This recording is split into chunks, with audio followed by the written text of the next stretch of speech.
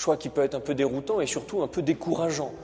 On a déjà du mal à prendre quelques résolutions, on sait qu'elles vont être dures à tenir et d'emblée, on nous parle de tentation. En même temps, on voit que le Christ en sort vainqueur, ce qui est aussi rassurant. Pourquoi le choix de cet évangile au début du carême ? Est-ce simplement pour la symbolique des 40 jours ? 40 jours de tentation du Seigneur dans le désert et 40 jours pour nous de carême. Oui, bien sûr. Mais aussi parce que le carême, c'est un temps de désert, tout comme le Seigneur a été au désert. Temps de désert au sens biblique. Nous, aujourd'hui, on voit le désert souvent comme un temps de tranquillité, de repos. Je vais faire une retraite, je vais prendre un temps de désert, je vais être tranquillou avec Jésus dans mon cœur et je vais prier, ça va être très bien.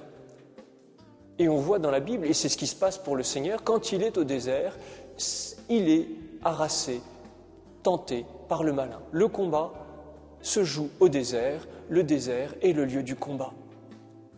Et le carême, c'est un temps où nous allons nous battre. Et nous voyons ici, en fait, la grande miséricorde, la grande délicatesse du Seigneur en début de ce carême, qui nous aide à voir en face notre faiblesse. En étant tenté, il nous dit « Vois, moi aussi, j'ai connu la tentation. Moi aussi, j'ai connu la suggestion du malin. Je sais que tu es faible, je sais ce que c'est que le combat. Et j'ai pris sur moi ta condition d'homme éprouvé. Je l'ai fait mienne pour que toi, tu puisses avoir ma force. » Et le Seigneur, ce faisant, nous aide à regarder en face la faiblesse qui est la nôtre, les tentations qui sont les nôtres. Car devant ces faiblesses, ces tentations, nous pourrions avoir le risque, la tentation, nous, de nous décourager, de fuir et de ne pas le regarder.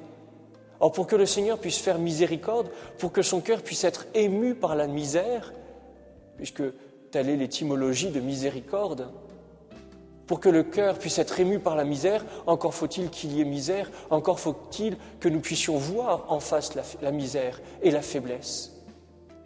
Et le Seigneur, donc, nous invite à regarder en face la faiblesse, le combat, la tentation, pour que ce faisant, le cœur puisse être ému et ouvert à la miséricorde. Et le Seigneur non seulement nous aide à voir cela en face, mais nous donne un chemin pour répondre à la tentation.